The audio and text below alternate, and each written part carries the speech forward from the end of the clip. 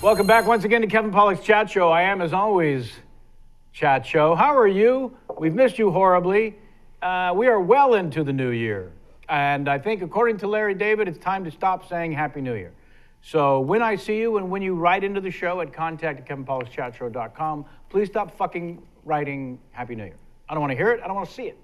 I do want to continue to see emails from you. You're going to read a couple today. Oh, yeah. Yeah, we are. And I'll tell you why we're going to read a couple today. And by we, I mean me. You need a little heads up on how, perhaps, to write an email and what we're looking for. So we got some pluses and some minuses to share with you. Ways to do and not to fucking do ever again. How do you watch the show? How do you listen? Let us know. Contact@kevinpollakschatshow.com. Want to give thanks again to the West Side Comedy Theater, our new home. We're very excited about it. And Sean Casey and the folks who run the damn joint are super cool. If you're here in the Los Angeles area and you want to see a live comedy show, check the calendar. Go to westsidecomedytheater.com, maybe? Yeah, Google this shit. Get off my fucking back for a second. Wait a minute. Yes, sir. You're telling me, I think January 15th is the cutoff for Happy New Year's. I once got a Happy New Year in March. That's ridiculous. That's a sign. That's the sign. Well, no, Elaine would complain about February. Yeah, and then just Jerry said, I once got a Happy New Year in March. That is unacceptable. That's February is what I unacceptable. End of January is unacceptable. But the first 2 weeks, well, what kind of a stickler are you? I feel like I am. I'm stickling. All right. I'm stickling on the 11th. But by the way, this drops on the 13th. So already that's right up against 15th. I'll tell you what. Yes. We'll cut it off at January 14th. Okay. 2 weeks. Do not wish Sam a Happy New Year On the after 15th January or later. 15th. Yeah. Okay. I'm glad we can. But don't you feel a little like, I mean, to me, after about a week, it starts to feel like, what are we doing here? But, all right. I was annoyed that Disneyland had all their holiday stuff up this week, like throughout this week. That annoyed me. And still, you predicted it, but still unclear as to why they were packed. I have my theories. All the Rose Bowl people were done. The people who came in for the Rose Bowl, they were gone. I know why it was packed. I have my theories. Okay. None you want to share? None you're comfortable sharing at this point? It's boring. Nobody wants to hear about my Disneyland nonsense. That's where you're wrong. Hey, we got a new sponsor of the show I want to tell you about, folks. If it's of the local kind, so I'm talking to anyone who lives in the Los Angeles area or any of you that will be visiting, you have plans to visit, like our guest today who came in from the other side of the country, if you know what I'm saying. There's a place in town called Finn, F-I-N. It's a great introduction to the exciting and tasty dining culture happening in Culver City. The Asian tapas. I don't know what to say that word. Tapas. Restaurant is cool, chic, and doesn't leave your wallet empty. Fucker. Plus, if you stroll around back, wait for it.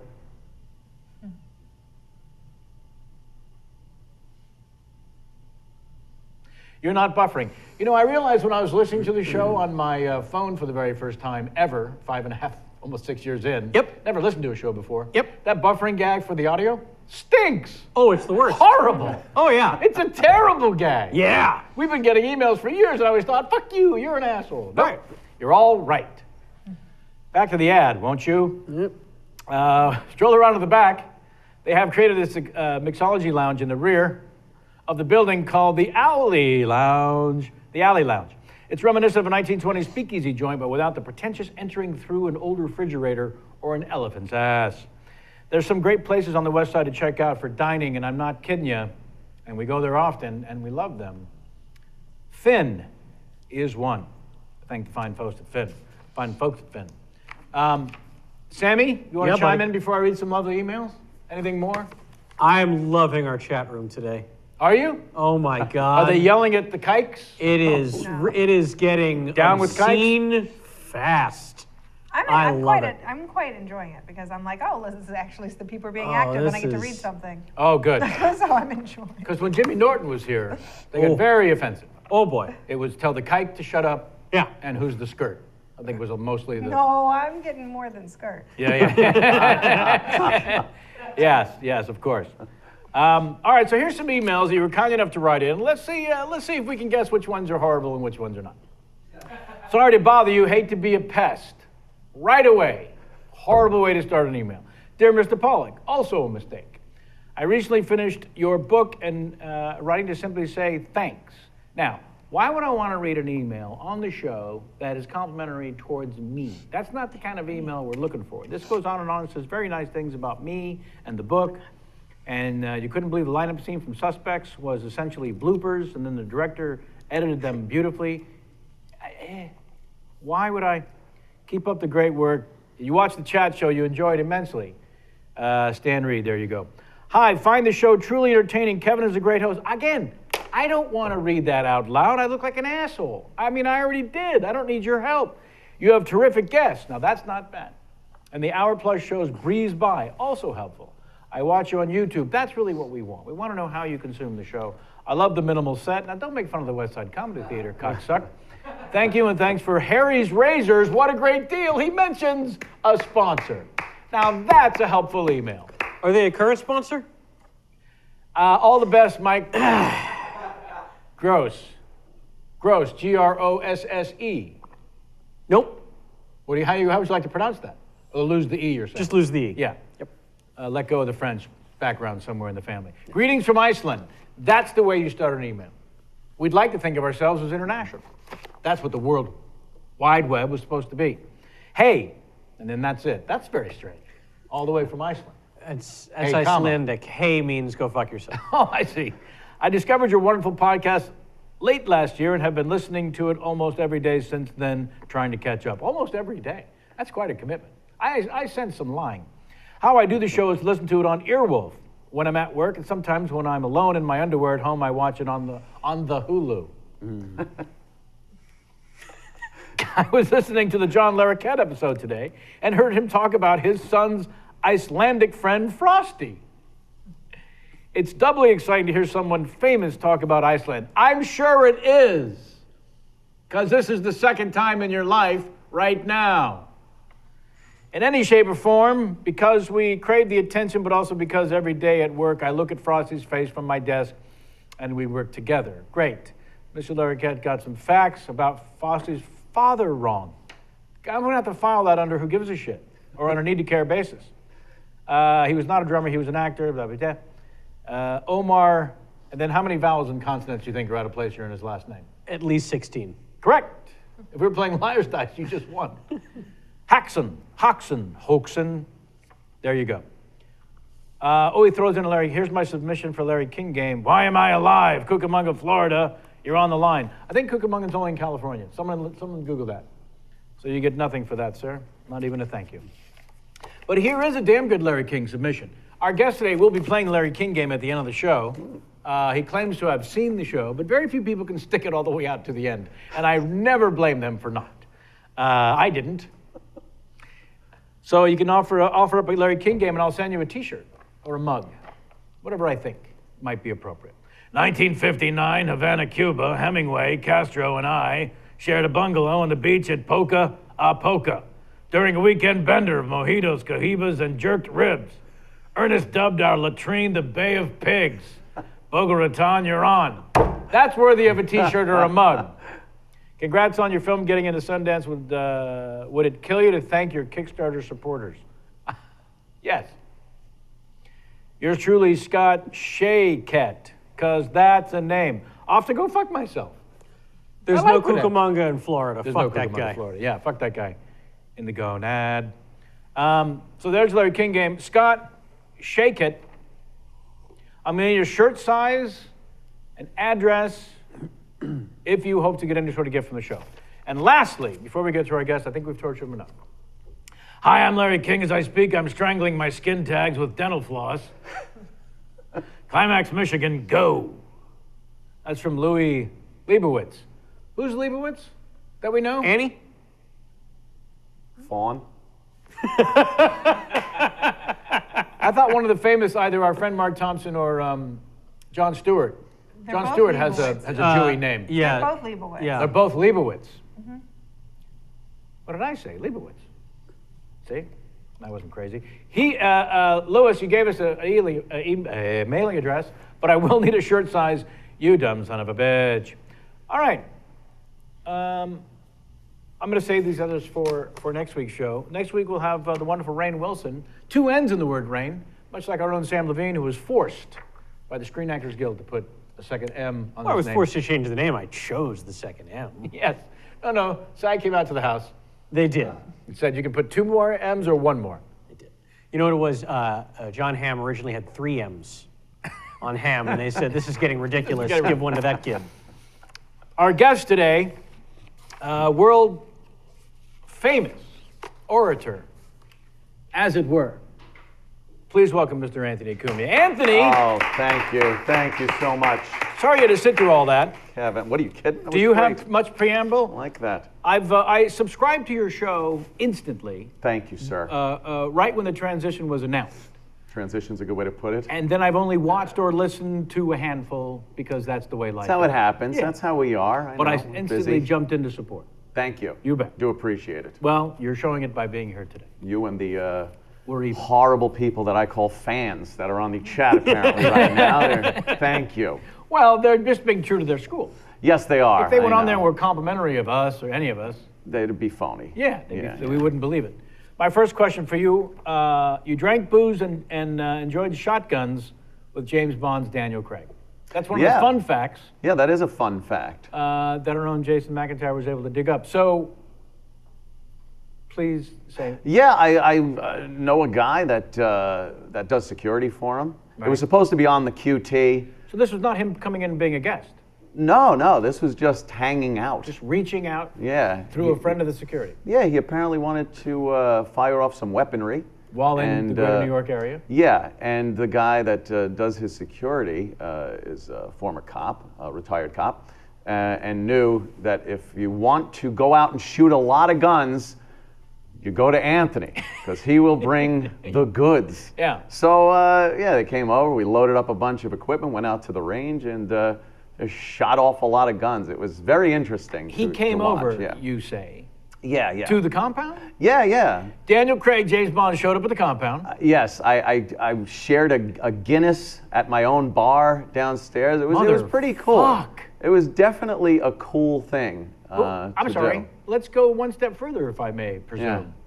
A cooler visit to the compound than James Bond having a Guinness at your bar? There has never been. That's got to be the apex. It was the ultimate, in coolness. Yeah. Yeah. Holy crap. After a day of shooting guns with the guy. Yeah. So, He yeah. shows up, he drives himself, he comes in a limo, comes in a Oh, car. no, it's, the big SUV with Sure. the security guy driving Yeah. and everything like Yeah. that. Yeah. And then, He wasn't feeling very high about himself because I think he just got done with Cowboys and Aliens. So knocked down a peg. he was knocked down a peg from the James Bond thing. Sure. So yeah, it made him more accessible. Uh-huh. Yeah. And then you ride with him out to the range. Yeah. Ride out to the range. You're constantly going through things in your head like, what do I even talk to this guy about? Yeah. Fucking James Bond. What'd you come up with? Nothing good. I think I was What like. was the lamest thing you said to The James? lamest thing I think I said was Shaken, not stirred? no. I was trying to keep away from any James Bond references. Good. I wanted to make it sound like I was more into the artistic Sure. end of it than the fanboy thing. Sure. And I was like, Chris Cornell's song for your first James Bond movie was one of the best Bond songs I think. Shut up! That's not fanboy at all. No, not at all. Yeah. No. My money would bet, a lot of it would bet that he didn't realize that's who did the song. He probably didn't give a shit, didn't care. What? Who? Yeah, it was embarrassing. And then I started thinking back, it's like, but Goldfinger. Like I'm fucking, Yeah, right. I'm spewing love for a song that, Yeah. as a James Bond song, probably isn't even as good as the Duran Duran one. No. You remember that one? Yeah. Beat me to the punchline. View to a kill. Yeah. View to a Kill That's the with James. You gotta whine those vocals out if it's Duran Duran. Is that the Just Christopher whine. Walken, Grace Jones as villains? A View to a Kill? I think that was the one where he was in the blimp. Yes. His lair was a big dirigible. That's the dumbest lair a criminal could have. It's so easy to take down. Yeah. Oh, the humanity, I believe. Yes, exactly. It's written on the side of it. Oh, the humanity. In case you're wondering how to defeat us. It's like, God, they accidentally fall out of the sky. You don't even need someone shooting at you. Do you have a lawn dart? You can defeat my evil lair. Oh, thank you, Q. Yeah. I can't believe we got out of this. Holy crap, man! So, did I tell you this? The one of the legendary stories about Christopher Walken and Grace Jones when they were shooting A View to a Kill? No.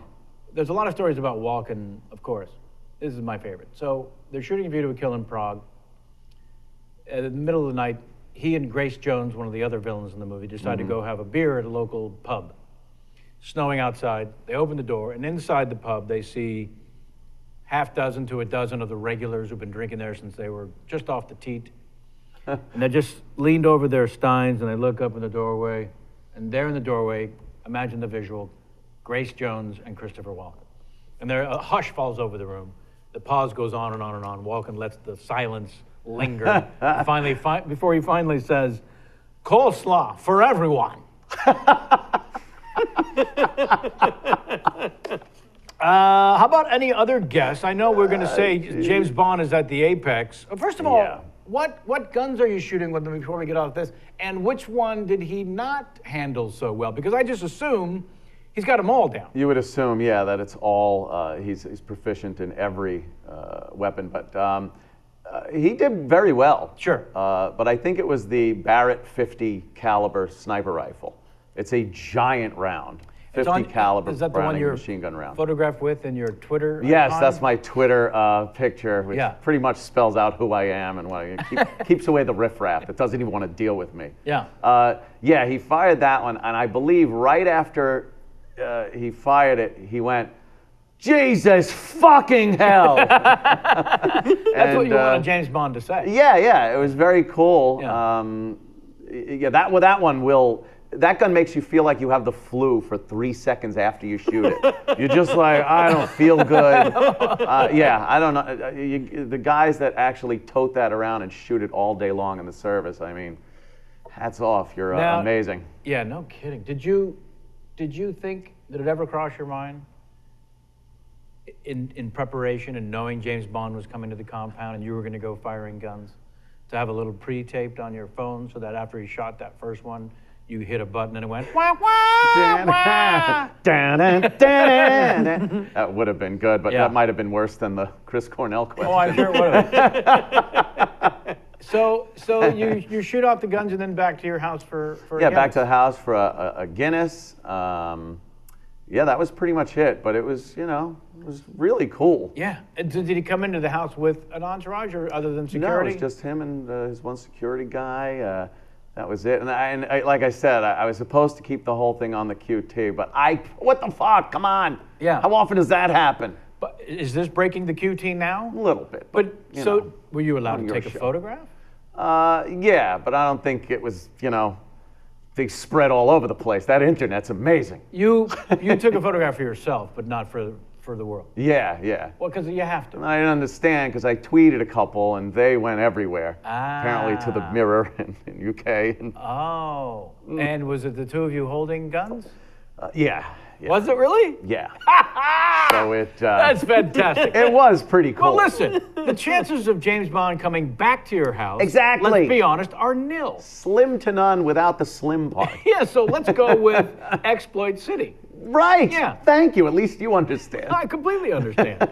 Yeah. In fact, now you may get a Bond villain coming to the house. That would be interesting. Were there other guests from the show that you found yourself socializing with over the years? You guys pretty much had everyone. Yeah, well, Dice, of course, Andrew Dice Clay. Sure, yeah. He came over and did he's done my show. From your pool, yeah. Yeah, from the pool. Right.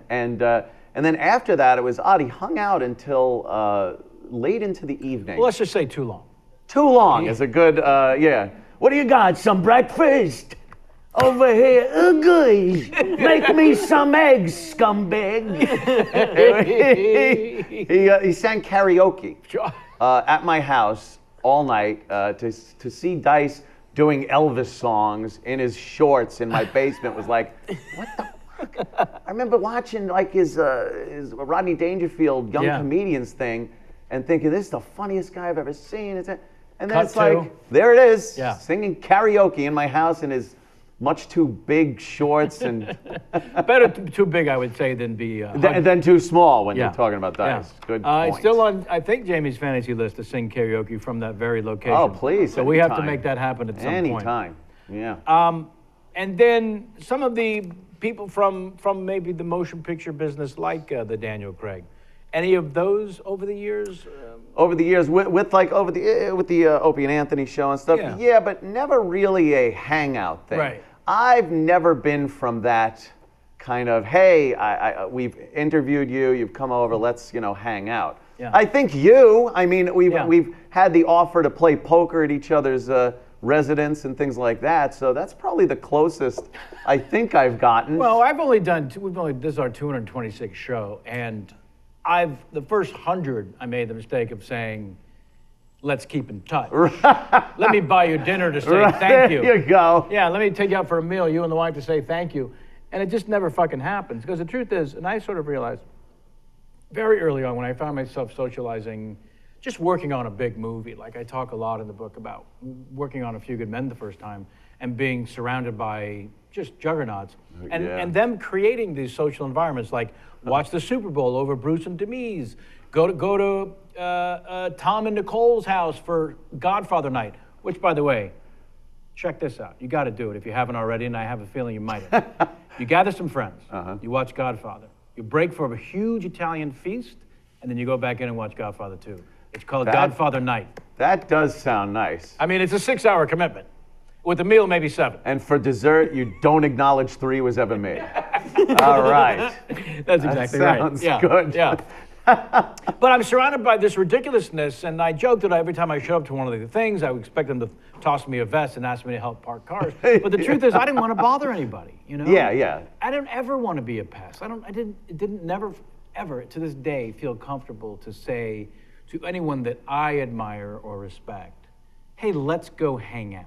Right. It just feels cheesy. Does it. If for some reason you struck up a friendship in such a short amount of time of just hanging out and interviewing or doing a movie or a project, that's one thing. Right. But just the fact that you're in the same room together. Right. And it does become something that I think people want to do. They want to hang out with I'd the love celebrity. to. Yeah. Be great, but I wouldn't know how to, broach the subject. Yeah. I know my former partner, Opie, Yeah. was very good at doing that. At the schmoozing? Yes, he actually, it could be called schmoozing, it could be called imposing. Because there was a story he told on the air that he came out to LA and none other than Greg Brady. I do remember this story. Had told him, hey, if you're ever in LA, stay at the house. Look me up, stay at the house. Well, there he was at the door of Greg Brady did not expect him that day. Greg Brady's house. And then he tells the story of how Greg Brady was in the fridge with leftovers, pulling it out to feed him. It just sounded. And then they were out looking over the hills, drinking, sitting on a stoop or something. It just seemed uncomfortable.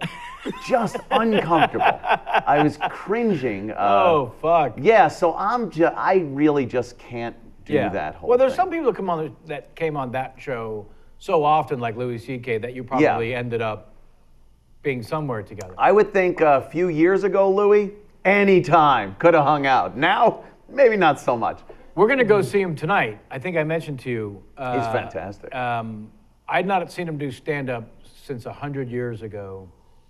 I started out in San Francisco, and there's an annual San Francisco International Stand-Up Comedy Competition, although very few people came from other countries, maybe Canada, but they called it the International. But it was a really big fucking deal, like Robin Williams came in second one year, and Dana Carvey won one year, and in the late 70s, when it was starting. But it continued all the way through, and I remember being a judge at one point during the mid-'80s, and Louis C.K. was a contestant. Wow.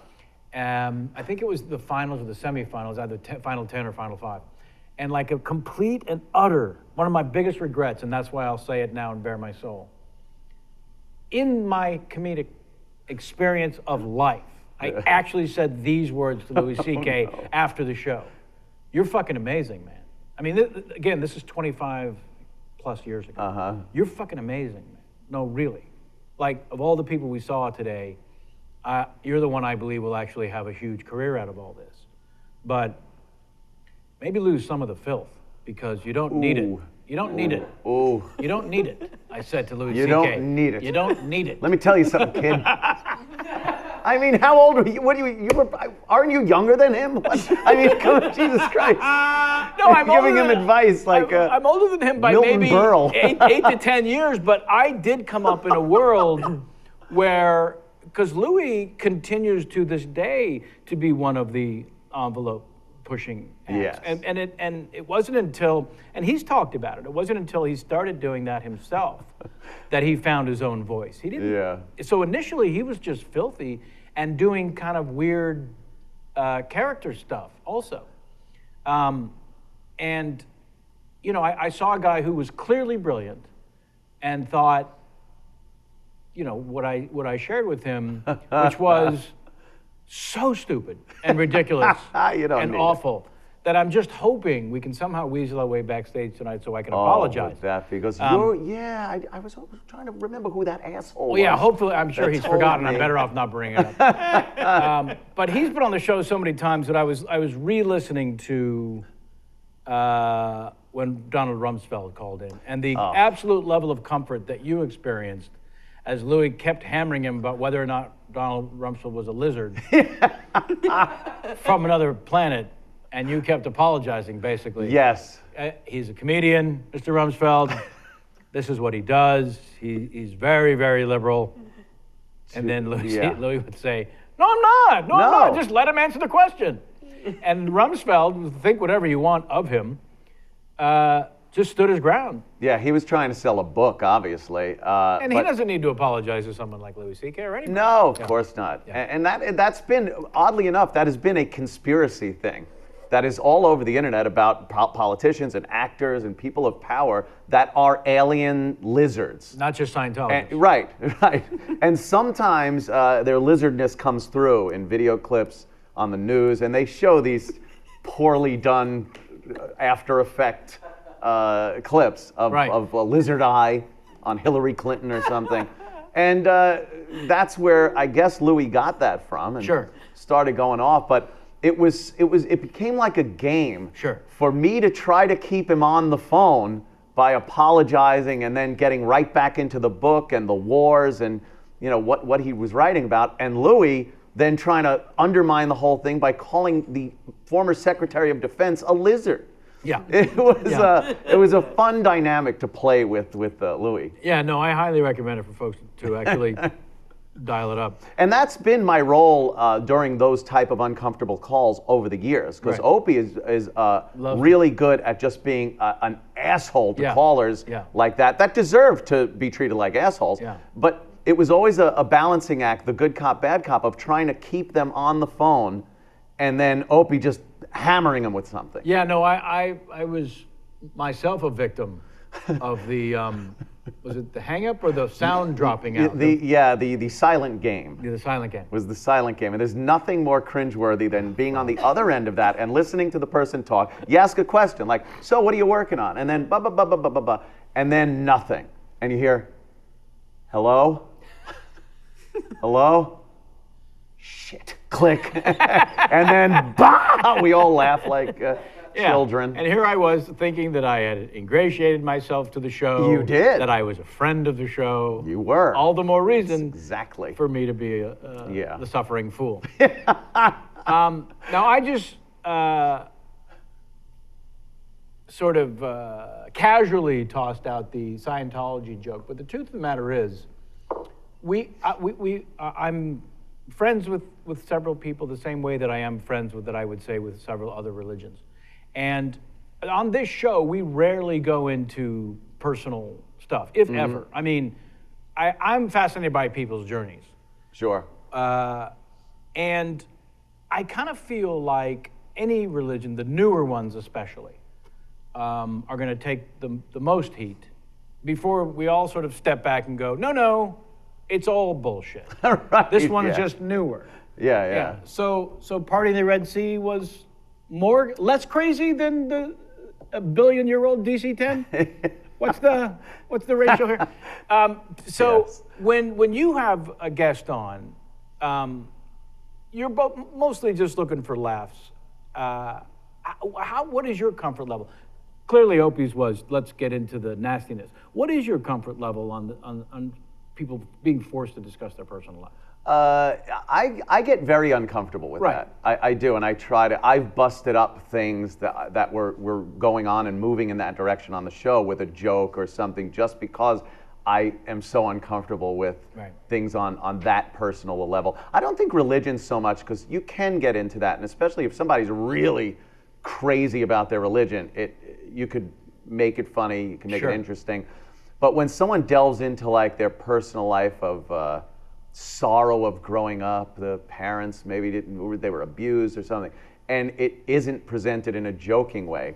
I mean, your film deals with that, your documentary on how being raised like that and having that misery early in your life, if you do use it comedically, it could be very funny. But when it's presented as just sad, I gotta punch out. Oh, Maverick! I gotta get out of there as quickly as possible. So yeah, that gets a little uncomfortable. I like keeping it a little more fun. I get into very serious issues on the show, politically, and like with the situation in Ferguson or Staten Island, and the protests like that. But that personal one-on-one sorrow thing, I gotta run.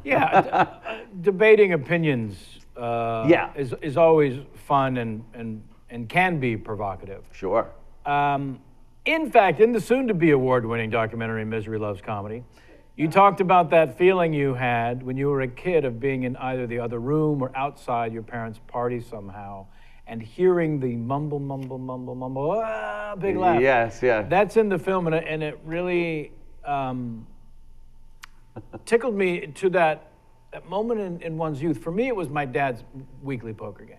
And I would be in my bedroom and I would hear his friends mumble, mumble, mumble. No words. No. You just hear that sound of fun. And it sounds, for some inexplicable reason, because we have no idea what it is they're laughing about. We have no idea what it is going on. But that sound, and I hadn't heard anyone ever articulate it. Wow. Of the mumble, mumble, mumble roar. Yeah. Memory of, it's got to be most people's youth.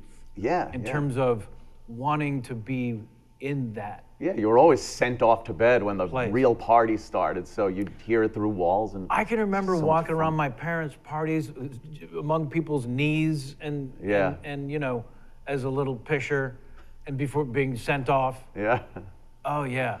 There was something about the ruckus going on. It was just funny, and it was watching adults that you know, you had no clue how old they were. They could have been 20, they could have been 50. They were just old. They were all old. They were all old, but they were in this place and doing stuff that you just wouldn't imagine. Like, you'd see one of the guys that you usually saw in a suit or just sitting on the weekend, like just miserable, and he's got his wife over his shoulder and throwing her in the pool, and you're like, what the fuck is going on? Even as a kid, you realize this is something special and fun. And wanted to be a part of it. Right. You've talked about on your varying shows through the varying years. So all of your fans are annoyingly aware that you lost your virginity at 13 to the babysitter. But I think that's a pretty rare thing, especially if this is true. Your father had something to do with the arrangement? Well, yeah, I think it would be rare now. I think in the mid to late 70s kind of a thing, it was a little more common, especially out here in California. Do you mean the free love? Free love, kind of a, you know, you didn't worry about any diseases you couldn't cure with the old shot. So, I mean, it was, she wasn't quite a babysitter. It was a friend of the family. Now, where you say out here, where were you? I was in Capistrano, down in Orange County. I was pretty much spent my formative teen years out there in a very equestrian way, you know, Western saddles and horses and really? Yeah, doing riding, shooting. It was really weird. That was like a lost in time kind of a place for a while, where you could ride your horse up to a place. There was a bar called the Swallows Inn, and there was a hitching post right on Camino Capistrano, and you just tie up your horse and go inside the bar. It was odd. It was the 70s, but it was still kind of attached to this early 1800s. Yeah, very odd. Totally different now. I went back there a few years ago and was like, oh, okay, now it's the tourist, the mission is there, and the swallows come back to Capistrano, kind of a thing, and the locals, you can't even identify them anymore, but everyone knew everybody, all the locals back then. It was an interesting place to spend how'd the family get there to begin with? Teen years. Well, my dad wanted to get as far away from my mom and still be an American. Mathematically? Yeah, Hawaii but not be was out of the cold, I question. guess, or Hawaii, yeah. Yeah. So he went to the opposite end of the country, and I went to visit a few times, and then I was kind of, and there was that parental, hey, stay here and I'll give you this, and stay here. And my dad pulled the fucking trump card with a horse and guns, and I'm like, yeah. See, I would think I'm the babysitter staying. and sex would have had. That was pretty good, but it wasn't like right when I got off the plane, kind of a thing. Here, whores, and so, it was. Oh, I thought you said horse. Yeah. It was. It was just fun. It was nonstop fun, and it was because he was so irresponsible. Right. As a dad. Sure. But at that age, I didn't want discipline or How old are you? responsibility. I was 13, here when I was 13, 14, 15, and part of 16. So it was like that age where you just didn't give a shit about. I didn't want to go to school or have responsibilities or anything. I just wanted to have fun, ride horses, shoot, and make out with the babysitter. The babysitter was how old? She was 19. The babysitter in question. Yes, she was 19. Her name was Christine, but everyone called her Buzz. Sure. Yeah. Why wouldn't they? And she loved vodka. I think she had made the rounds around the various ranch hands and stable people that we cohorted with, and I ended up on that list. It was time for the 13-year-old. Yeah, I think my dad realized I was spending a lot of time in the bathroom and things, and realized, and I was, growing up, he called me old pissy eyes all the time because I was constantly crying about something. And I think he wanted to nip that in the bud.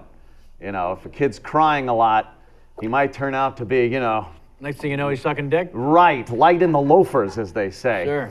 So he was like, let me get this kid a vagina as quickly as possible. Yeah. And he set it up.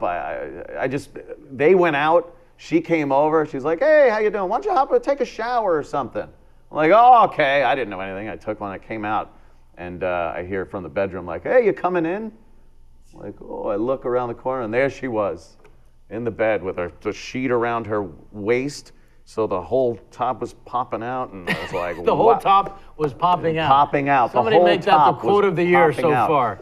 And and it was like, and even at that point, I'm like, what is? What is and happening? then it hit me like, oh shit, here it comes. This has been This is it. Literally here. It's what I heard Yeah. about. And how were those 17 seconds? Exactly. Yes. Very quick. Just no talent there whatsoever. Was she kind enough to not say it's okay, honey? Yeah. It was, it was good. She was pretty good. Yeah. Good pat on the back. Sure, And sure. that continued though for a year. I'll say. With her. Yeah, you and Buzz, Me and Buzz were kind of an item. as it were. She used to come over before I went to school. Before I went to Marco Forster Junior High, and I would walk around and I'd hear all of my friends talking about sex, and I wouldn't even talk about this. Right. Which is odd. I would think I'd be bragging, but I kind of, wanted to keep it to myself. Or it and- must have seemed like some weird secret world. Yeah. Within your life. It was, because they would talk about sex and just be like, yeah, I hear you got to put it in our armpit and this, and I'm like, what? You don't know how this shit works? What's the matter with, there's all these wacky things they think sex is. Yeah, that's not till years later. Yes. Yeah, you don't start with the armpit. No, that Jesus. armpit fetish has to. Come on. You got to grow into that. Yeah. Yeah, so it just continued for a while, and then I branched out on my own with other people that were kind of closer to my age, I guess, and then back to New York, Right. where I was bribed into staying with a trip to Disney World, and the girl that lived across the street. Oh, is that? Yeah. Leanne, I think her name was. Yeah. Oh, wow. Yeah. Not a bad deal. It was very fickle with going back and forth from New York to California. I was like, oh no, I'm coming back. I love it here. And then I get to the other place and be like, oh, this is great. I'm staying here. Yeah. It's confusing. Well, the good news was both made an effort. They did. It was very nice. I felt very loved and manipulated. Yeah, at the same time. Are you still qualified to be called the fart whisperer? The fart whisperer. Yeah, that was the oddest thing. I swear I heard a word. Jimmy farted. He does that constantly in the studio. Constantly farts. Yes.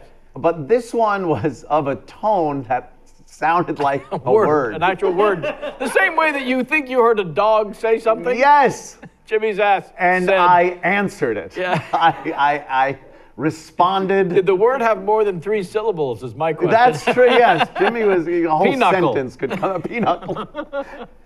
I did. I answered a fart. And got the name Fart Whisperer. There's a wonderful game that I mentioned on the show a few times that Alan Arkin's son, Tony Arkin, and he played called One Word Impressions. And you do an impersonation of a famous person. And you can only use one word. Wow. To get the impression across, which is nearly impossible. Yeah. And the tougher rule is it can't be a word they're even famous for saying. Wow, that is tough. But I found that the more syllables in the word, the better, the more helpful it is. Yeah. Like lingerie.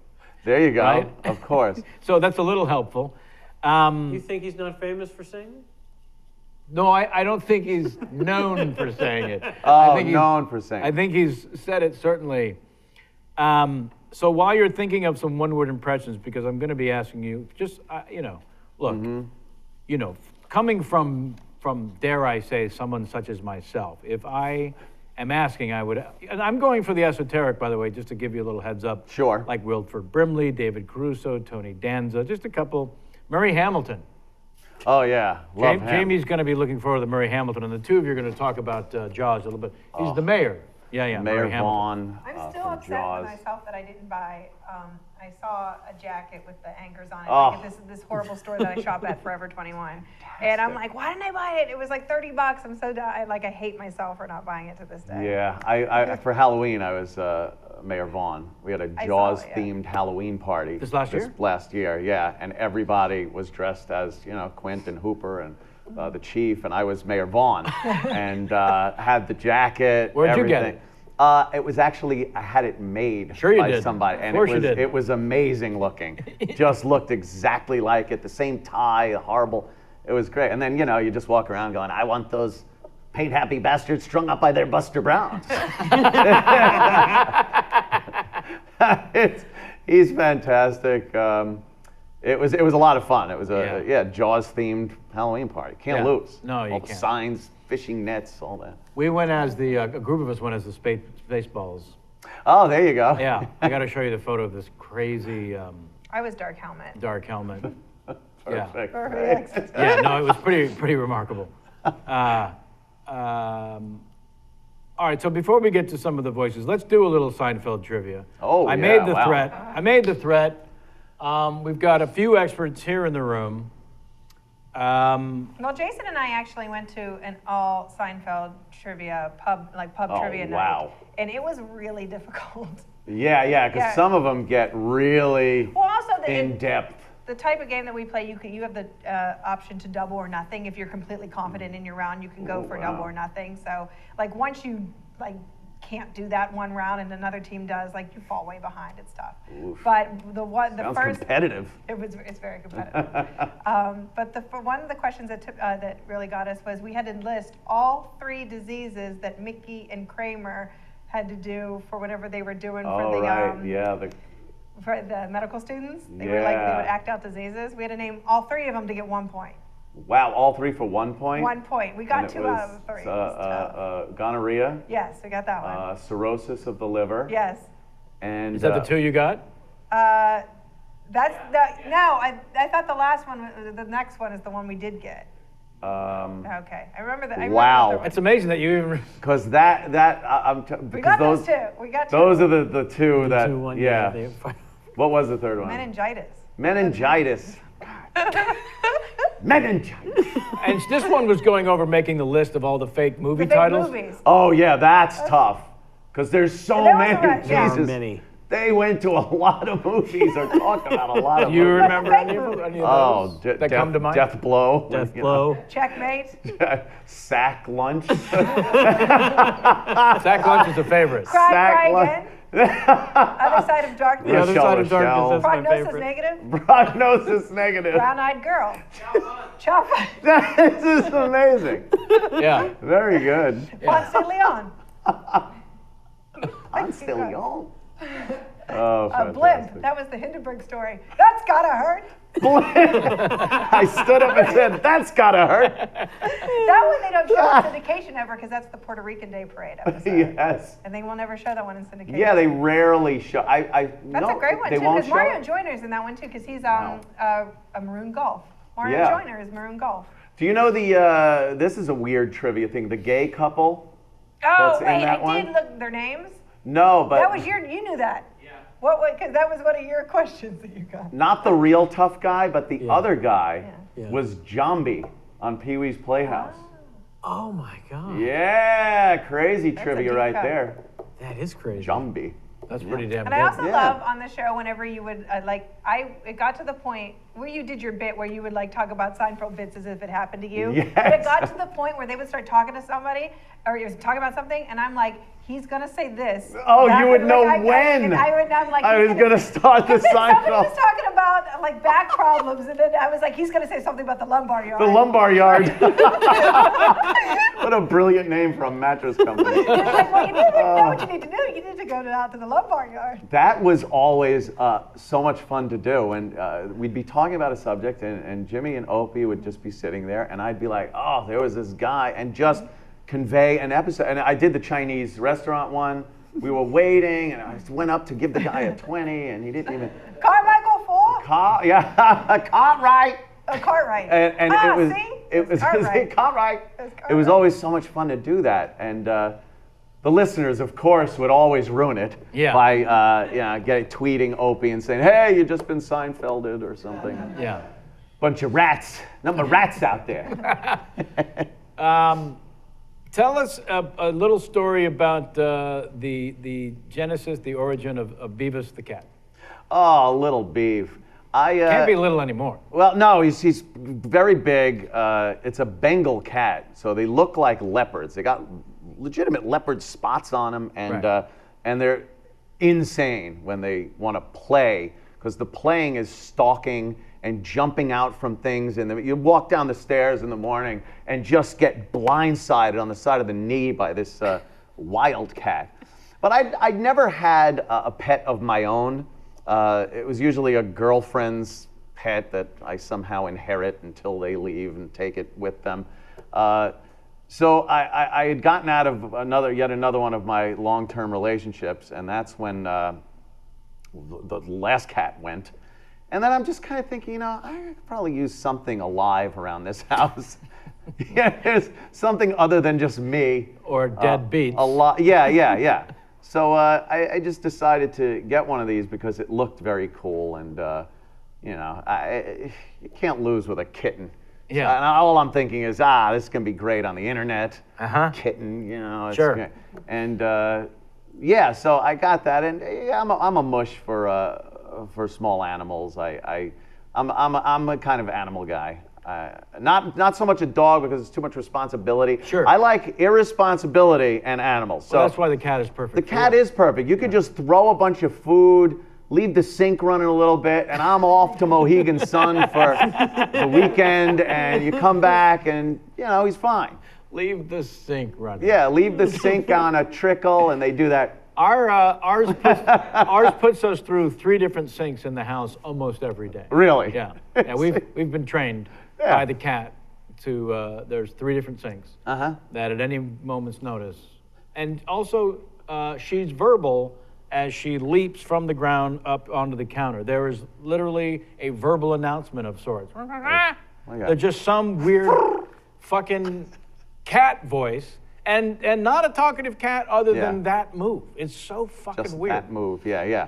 They're a lot of fun, though. Well, you know. so now, how much Catnip. Bengal are we talking? Is this kitten going to continue to grow? I don't think so. It's pretty good size right Is it a now. nickname Bengal, or is there a real No, there's a Bengal breed called a Bengal, and distant it's- relative from I the think Bengal it's- tiger? No, not at No. all. It's an Asian leopard, and then it's a 5th generation of that. So they take that, they breed a Asian leopard with a tabby cat. Sure.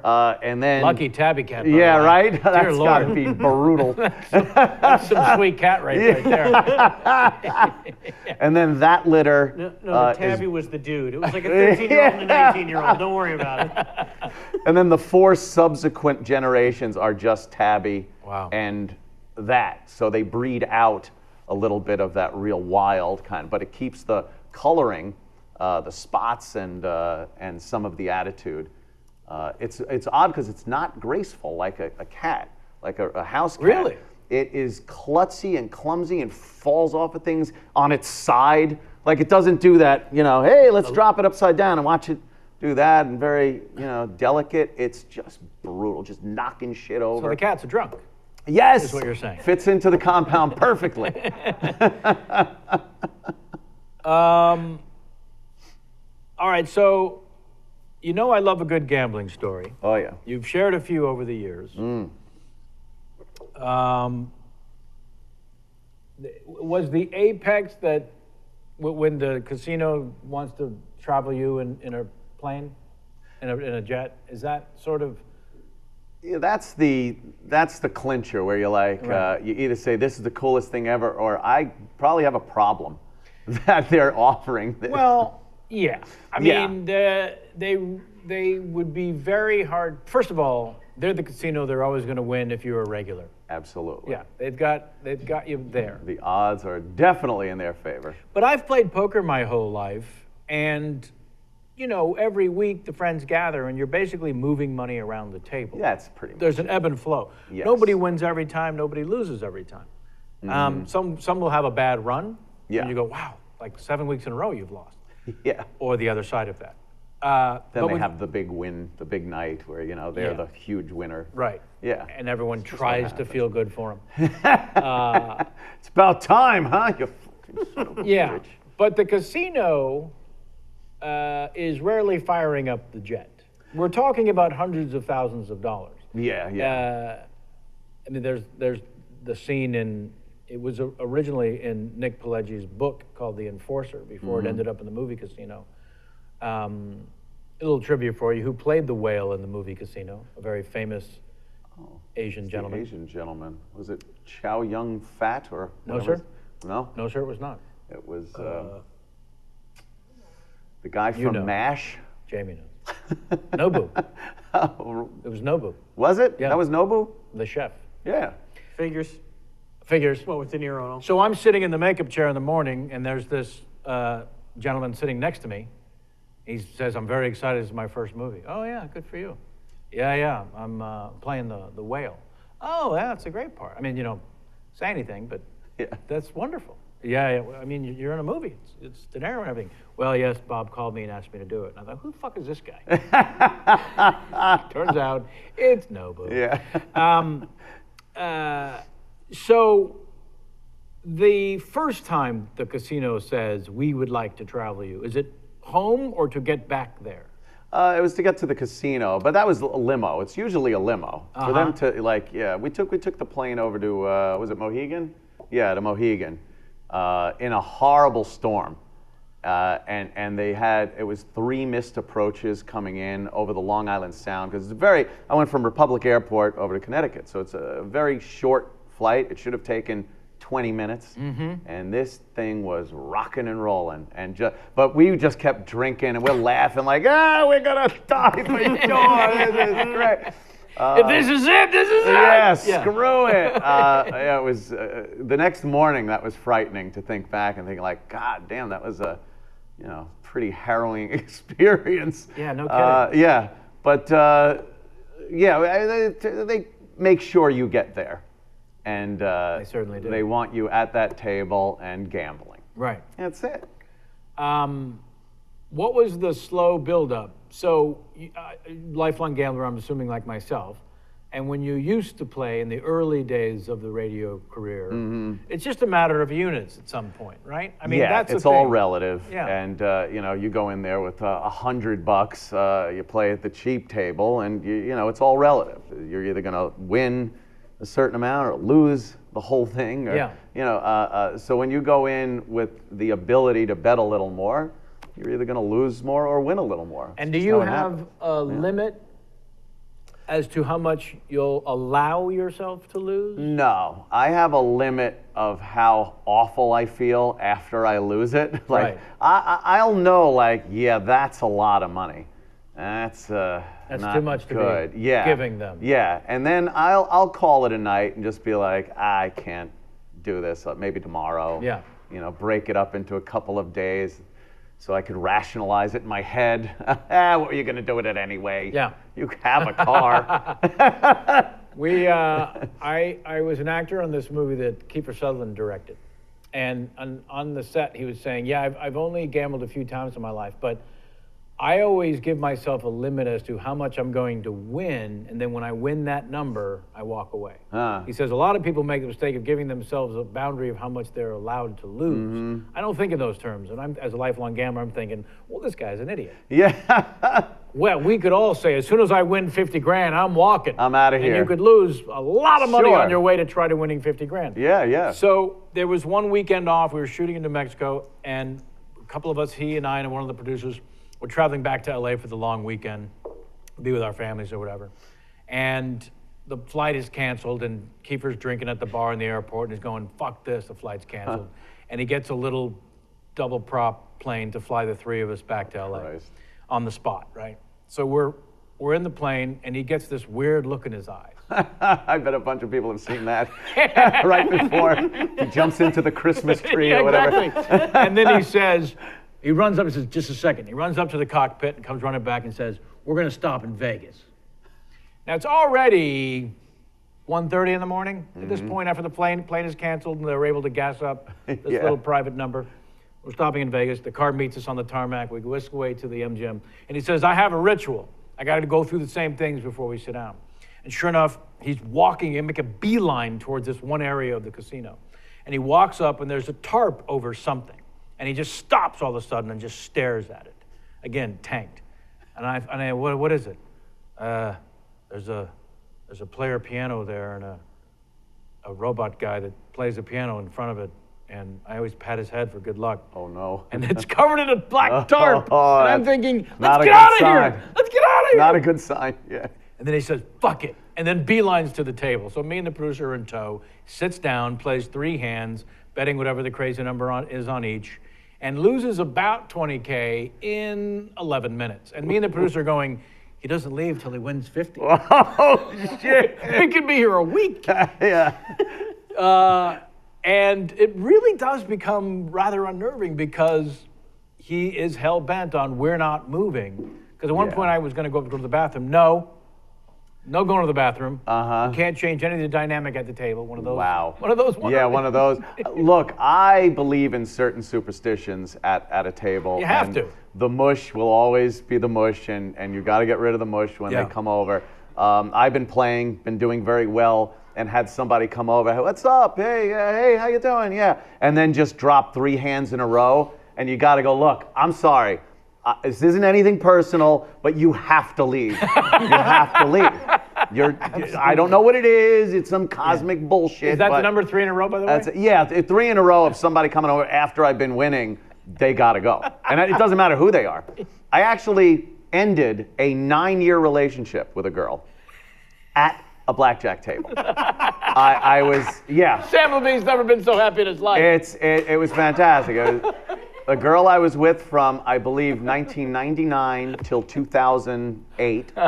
And we were at the Borgata. I'm sitting at the table, and I'm doing well. It's a high roller section. Sure. And one of the waitresses come over, and Borgata has the most beautiful cocktail waitresses ever. So I looked over, and I said, you are distractingly attractive. Right. And she's, oh, here's your drink and everything. And that was like the final straw for my girlfriend at that point. It was all the other stuff building up, but that was it. So she goes, I'm leaving. And I, again, think, I'm like, here's the room key, I'm just looking, yeah. She goes, no, I'm leaving. I'm going back, I'm getting my shit and moving out.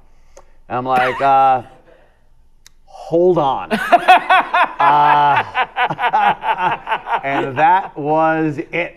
Bye-bye. She got a U-Haul, packed her shit, and fucking left. Hold on. Because it was, I think I had 6 G's on 3 spots.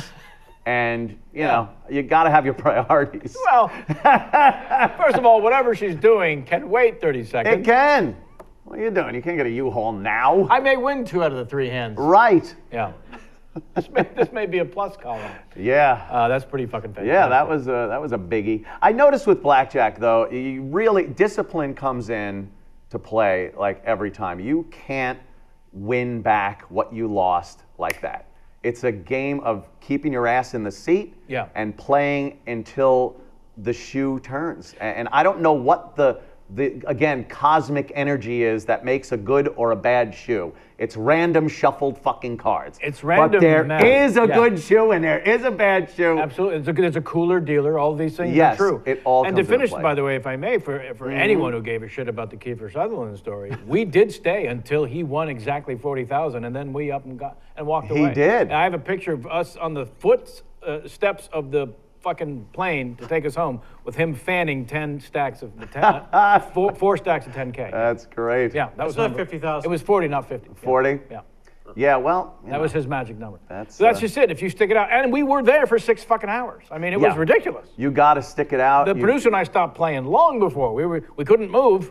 We weren't allowed to go anywhere. Yeah. We got to watch Elvis play. Your instinct is, I just lost a big hand. I got to make that back now, and that's how you lose.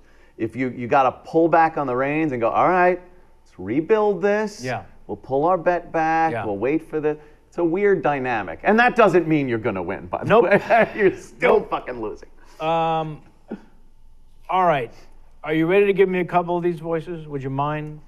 I'm just such a fan. If any of these are not something you feel strongly about, I'll give a whirl. I thought of one actually. Okay. Maybe cake.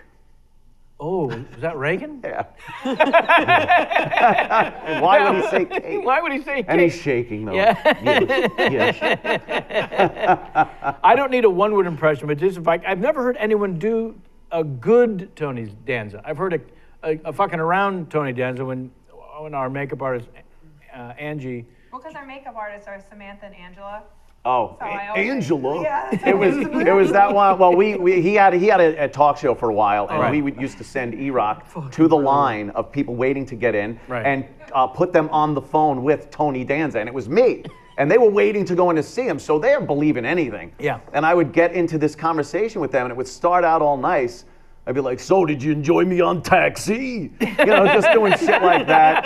And it's like, yeah, well, I'm glad you're here to watch the Tony Danza Show. Thoughts and prayers to you and your family. Maybe you could come in and give Tony a massage. And it would get worse and worse. Tell the person that I picked you from the line, come backstage and get it. And it would turn into actually, could you service Tony with a blowjob? And they're like, oh, because they don't want to believe it's not Tony Danza. That's right. And they don't want their hero to insult themselves. Be this horrible and person. be a horrible person, yeah. I remember when you guys would play his transitions. Oh, yeah. Because he had zero grace. He could not figure out how to transition during his monologue. But yeah, a horrible earthquake happened the other day. Many lives lost. Thoughts and prayers to all those people. Did you see this banjo player that I saw last night? And you're like, Tony, maybe an illness to segue to the banjo guy. Give me a buffer. Yes. Come on. Somebody lost a Tony. kidney. Yeah. Scatman Crothers, I'm not sure I've heard anyone do the scat. Oh, wow. We're going deep. We're going back. I See, was- now, by the way, I really want to preface this by any one of these that used to be in your wheelhouse, because I've had, over the years, you go through maybe 100. If someone said, can you do so-and-so that I used to impersonate 25 years ago, I don't know that I could conjure up, because you kind of have to hear it in your head first. Yeah. I think Scatman, me and Jimmy would constantly do lines from The Shining. Sure. And you know, you like a lamb doc, that line and shit like that. But I don't think we ever did the voice itself. Oh, okay. But he did say hello, and then got an axe in his chest. So the most horrible part of that movie is the fact that he went from Florida to fucking a mountain in the snow. He took planes. Colorado? Drove his car on icy roads. There's a wreck. Had to get a snowcat from his friend at the gas station all the way up. Hello, wham, right in his chest. All that way. Yeah, because he had a feeling. Yes, he had a feeling. Yeah. Oh, what a feeling. We have crazed Simpsons fans here. You may or may not remember. Mr. Burns was on the list of people that you do. Oh, God. Yeah, I think everybody did that at some There's a point. little Mr. Burns, yeah. Yeah, yeah. Oh, I haven't done that in a while. Smithers. One word. Yes, yes. Yeah, it's always yes. Wilford Brimley, I'm not sure. I've Everyone started just going diabetes. diabetes. That was a word you wouldn't think he would just say. Nope. And by the way, brilliant as the postmaster general in Seinfeld. Aha! You like golf, Mr. Kramer? Why is he wearing the bucket? Because we're back to the tyranny. Well, shouldn't you be wearing the bucket? The bucket on his head. Great episode, yeah. Was David Caruso just taking off your sunglasses? Was that what that impression was? Yeah, that was more an impression of The Who than it was, you know. Right. Well, Frank. You know, he'd do that. The beginning music. Yeah. How did that series get popular? Like, there's people that watch, even those CSI ones. I was watching one the other night. It was the Special Victims thing. Sure. And it's the hackiest version of a cop show. It's like everything. Don't make me come over there, you molester. If I get a hold of you, like the angry cop and the real scummy guy. And yeah. Also, I like the condescending interrogation. Yes, yeah. You don't really expect us to believe that, do you? You know, that, what? How is that a line of questioning You still? a useless lawyer? A lawyer, help him out here. Yeah. Shouldn't be doing this. I've only seen one person ever do Sean Penn, and it was a visual. That somehow made your list. Wow. Did you impersonate Sean Penn? Or was it just Spicoli? I thought maybe it might have been Spicoli. Yeah, probably Spicoli. Because but I do enjoy doing Damone a little more. Hey, Rat, you gotta ace that jacket. I don't care if she comes, stays, laser praise. I can't order an iced tea without thinking, hey. Oh, when he does that, she's like, hey, this is great iced tea. And he doesn't drink it. He never drank it. It's the most annoying part of that movie. And then I was very disappointed coming out for this trip because I had heard that he opened up an espresso shop. What? Damone himself has an espresso shop, and then someone goes, nah, it's closed. I wanted to go out because they had a thing on the menu of drinks, and it was Damone's great iced tea. I'd be like, hey, could I have a great iced tea and one of those abortions? It closed for good, or was just closed that day? I think he enough already got with rid this. of it, yeah. He got a little annoyed with people coming in impersonating him. Probably did. Yeah. Hey, can I have some iced tea? Hey, you wanted it more than I did. I heard he's opening an internet cafe. Those are much more successful. What other trivia moments from Fast Times? Because you two are pop culture soulmates, and there was. I played that movie quite a bit. Yeah. And I was surprised because I feel that a lot of people don't. Yeah, it's a weird movie because it's just bits and pieces of things. There's no real Through big line? storyline through it or anything. Some people, especially when the younger generation watches it now, it's like, what was that? Was that a movie? It didn't go anywhere. Actually, since we're talking about it, rest in peace, Taylor Negron, the great Taylor Negron. Yeah, the Thank pizza you for delivery guy. Thank you for bringing that up. I had it in my notes actually. Yeah. We got kind of close 100 years ago because my ex-wife and he were very, very tight friends. In fact, we moved into his former apartment, and he was one of the absolute funniest improvising thinkers as a stand-up comedian on stage that I'd ever seen. Honestly, in fact, it seemed like at one point Sandra Bernhard had pretty much lifted his personality on stage and made it her own, which was just this free-form, oh honey, sort of attitude. And great loss. Thanks for mentioning that. He was very huge in the 80s. I mean, absolutely. So many movies he would turn up in. And very specifically, you always knew you know, in his case, there were no small parts. Yeah, yeah. You like, I sense, also collecting sort of character actors over the years. Oh yeah, yeah. And remembering. I am I annoy the shit out of everyone I watch TV and movies with, because I'm like, that guy was in, he was part of the desert crew in Close Encounters when they found the plane. He's the guy that tapped the gauge. Who cares? Like, who gives a shit? But I'm like, oh, she used to do commercials. She did a legs pantyhose commercial, and now she, and I don't know why I feel I have to blurt it out, and I'm like, yes, I knew that. Yeah, well, that's it. You're taking pride in in having taken notice of a performer. And then I'll scream because I can't find my fucking car keys. So. Yeah, when do we get does it exist where you say car keys and a beeper goes off? It should. Does that exist yet? It should. J-Mac, can you put that in the files of how to make the next $1 billion? Sure.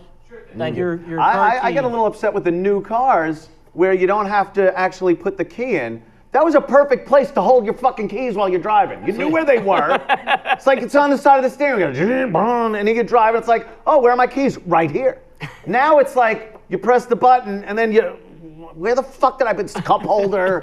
It's like somewhere. They need a place to put your keys in the car. How many times do you walk away from the car and the keys are still in there? Then your car yells at you, you left your... Well, this is what I'm asking for. When I'm at home, I want to be able to say keys and have my keys go. Yeah. Just leave them in your purse. Here you go. Is that a vagina joke? Nah. Saying you should carry a purse. All right. So we didn't get a Sean Penn out of you. We think it might have been Spicoli. Yeah, it was probably, Speaking of which, that was easily when the first time I was introduced to the actor Sean Penn was in that movie, seeing the character Spicoli. Yeah. And it was one of the very few times of my movie-going experience. And I was I remember my mom taking me to the movies when I was 5 or 6 years old, and I walked out of the theater as one of the characters in the film. Not impersonating, not impersonating an actor, but I would just walk around in a Zelig kind of way as one of the characters in the movie. And so I was obsessed with movies at a very young age. But when I saw Fast Times, I foolishly thought, where did they get this surfer kid? Yeah. I did not think it was an actor. Thought it was an actor. I did not think it was a performance.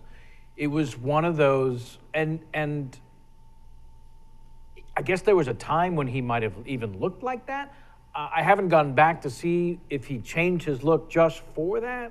It really was his first big role like that. I don't know what he did before that. Right. But and I know he was a surfer dude in Malibu, hanging out with was it the Sheen kids or someone similar around that same age group? There were a bunch of them when they were kids, whose parents, because his dad was a famous director, and there's a bunch of these kids running around surfing in Malibu. Yeah, and he was one of them, and I remember hearing, when asking, who is this fucking guy? Nicolas Cage was one of the guys, because he was also in Fast Times, a little part. Right. As? Credited as?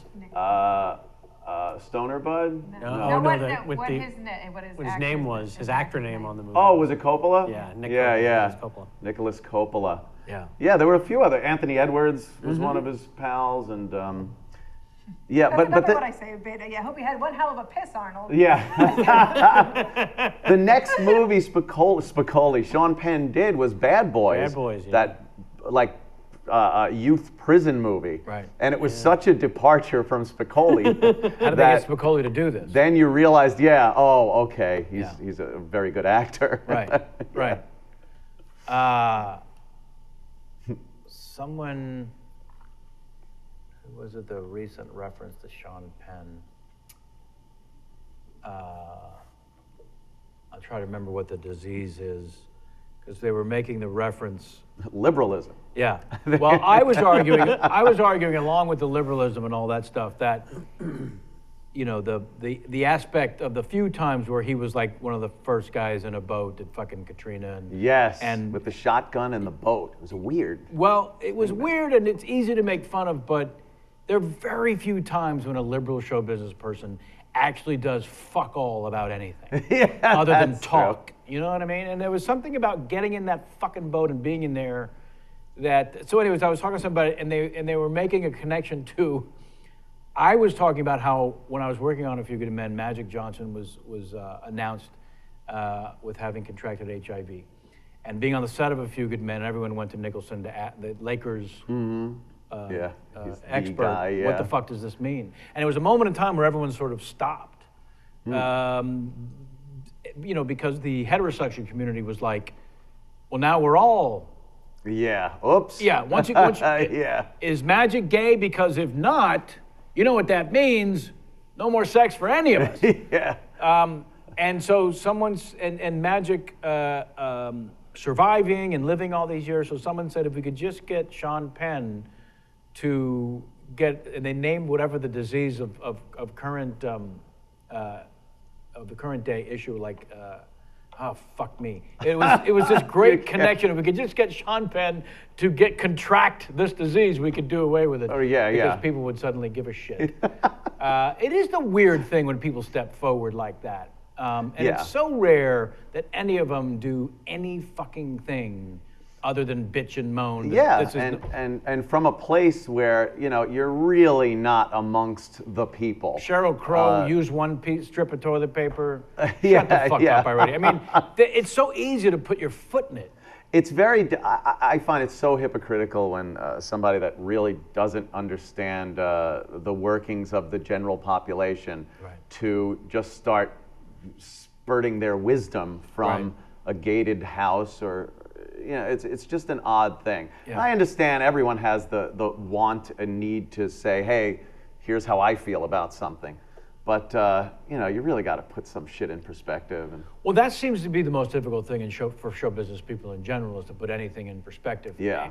And I told a little story recently where I was shooting this movie in Mexico, and for some reason they had attached a security guy with a gun on his hip to be around me at all times. And it only took, and initially he would open the door for me to get into the SUV to drive from the hotel. I got the door. But it only took like 4 days of this before I was waiting for him to open the car door.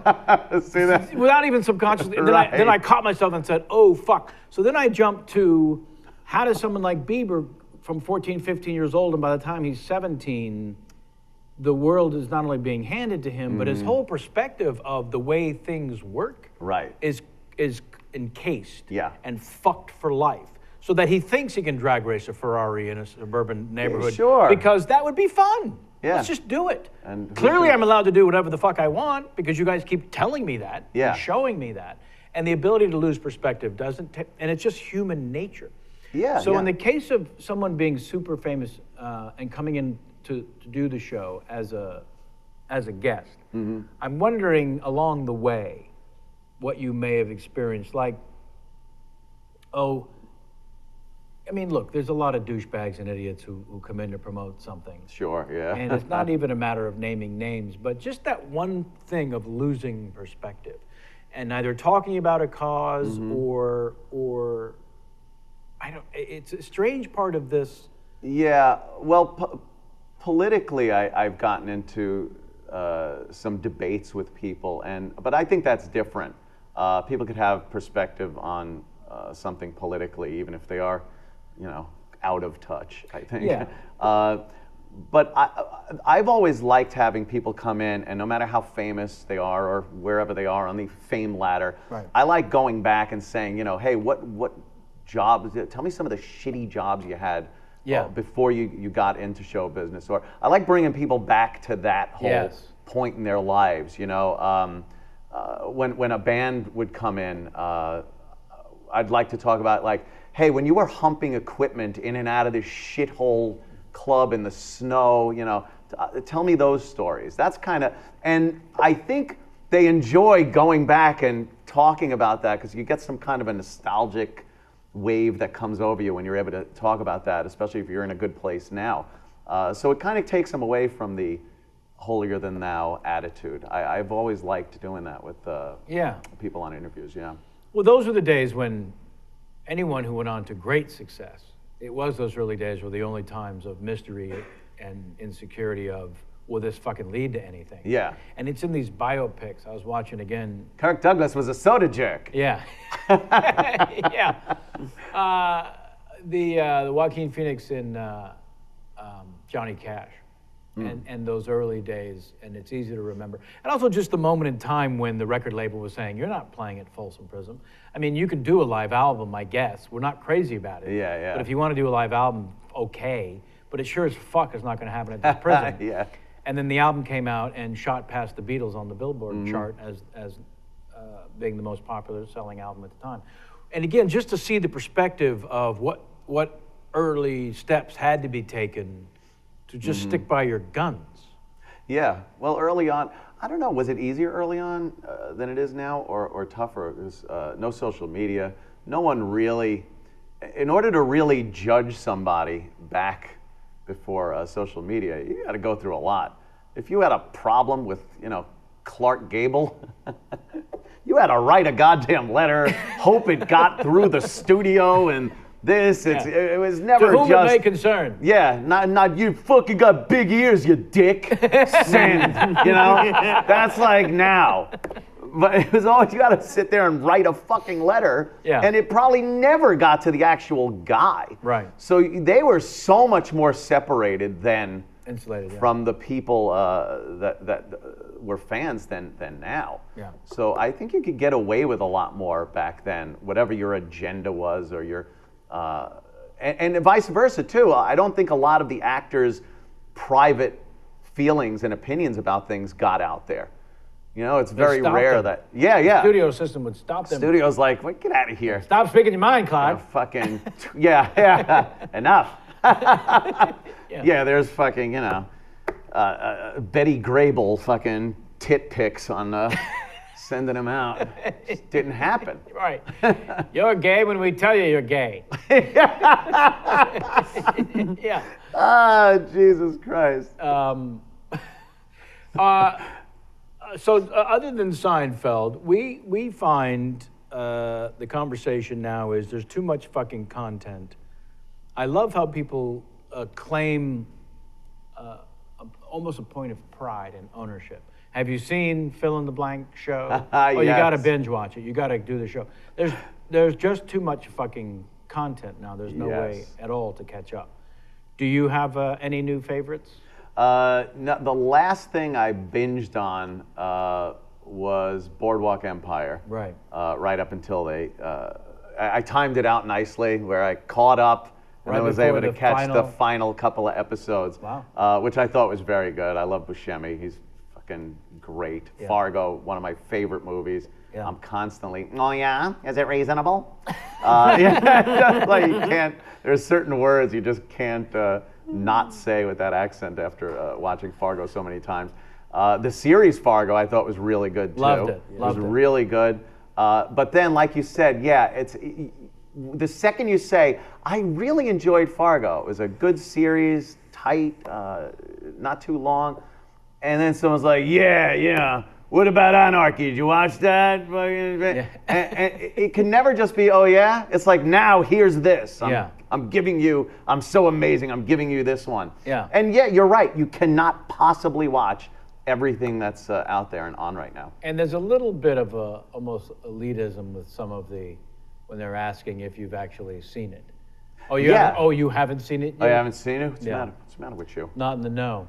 I watch shit sometimes that it's like there can't be one person watching this. There's so much content, Right. and you see a movie or it's something and go, like I'll put on, if I'm up at like 5 in the morning, I'll go to sleep to I Love Lucy on the Hallmark Channel. Sure. They play like 20 episodes. It's great. At 5. Yeah, at like 5 in the morning. But when I wake up, it's the Hallmark Channel. And it's like a Hallmark original movie, Love Notes. And it's like starring, and you barely know who it is. And I'm just like, it's gotta just be the immediate family of the people in this movie that are gonna watch this. I can't imagine who would watch, with all the shit to watch out there. Right. But they just keep pumping them out. Those sci-fi original movies and stuff. It's like, what the fuck? Yeah. Watching this. Speaking of the sci-fi, were you tuned in at all for the Twilight Zone marathon? Oh yeah, every year you gotta do that, which just shows how amazing that whole thing was. It's a house favorite here in terms of the best written show Love it. ever. But this year, it seemed to happen again. There was an episode that came on that I had not seen. How does that happen? We I owned the know. DVDs of the entire series. Like, what I are they thought I had doing? seen them all. There's only, what, 3 years? 5 years. 5 seasons. Right. Yeah. And there's a lot that they don't show in syndication, of course, because it's There's being some of the serviced. hour-long episodes. Well, that was the season 4 was all hour long. They were all hour-long? Mm-hmm. Wow. Yeah. Yeah, those don't get shown a lot because of just the time frame, I guess. But I've experienced that myself. But there are What? certain ones, just like you're shocked when there's a new one you hadn't seen, there's also certain ones you go, well, fuck, I hate this one. Yeah. Right? Yeah. Give me a couple of the episodes that you'll never watch again. The ones I hate, let's see, any of the comedic ones, I'm not a big fan of that. Wow. Oh, the computer one with Wally Cox, where he Agnes? falls in love with Agnes? Yes. It was from Agnes with Love. Falls in love with the Yeah. computer. I could not So be you're bothered. probably not a fan of the Andy Devine one, Hocus Pocus and Frisbee? Andy Devine, where he Yeah, that's beats a the little. aliens with It's the wacky, harmonica. but it's kind of Frisbee's kind of funny in it. Yeah. That whole, you know. Let me I pre- can't do 5 characters in search of an exit. 'Cause I it's was like, just I feel like going- once you see it once, it's That's like, true eh. too. Yeah, I was yeah, just going to say, that exact one. yeah. There are some that are You just hate I the don't think are invaders. good, and then The Invaders. You hate the Invaders, which is the silent one with no Oh, yeah. dialogue. The little tiny space things, which you just get a broom, honey. yeah. What are you doing? What are you doing, Esmeralda? It was Esmeralda from Bewitched. Esmeralda, get Yeah. a fucking broom. Come on.